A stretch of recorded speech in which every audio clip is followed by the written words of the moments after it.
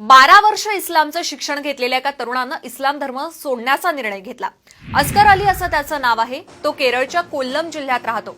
12 वर्ष त्यानं इस्लाम धर्माचं शिक्षण घेतलंय, मात्र त्यानंतर त्याला प्रचंड भ्रमनिरास झाला।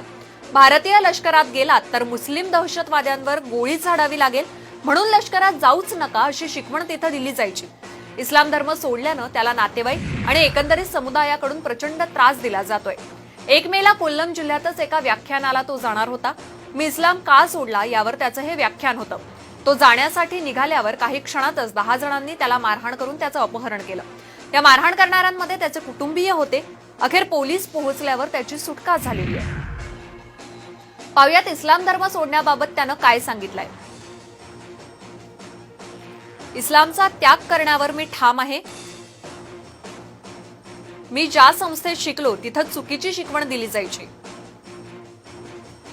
अन्य धर्मीयांचा द्वेष करण्याची शिकवण द्यायचे। भारतीय लष्करात जाऊ नका असं म्हणायचे।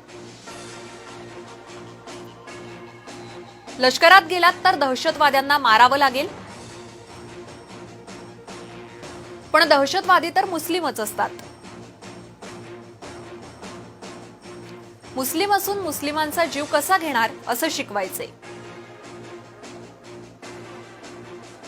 हे सगळं अतिशय धोकादायक आहे। मी शिकलो त्या संघटनेवर बंदी आणून काहीही होणार नाही। इस्लाम धर्मच मुळात फॅसिस्ट आहे। या तरुणानं अत्यंत गंभीर असे आरोप केलेले आहेत आणि याविषयी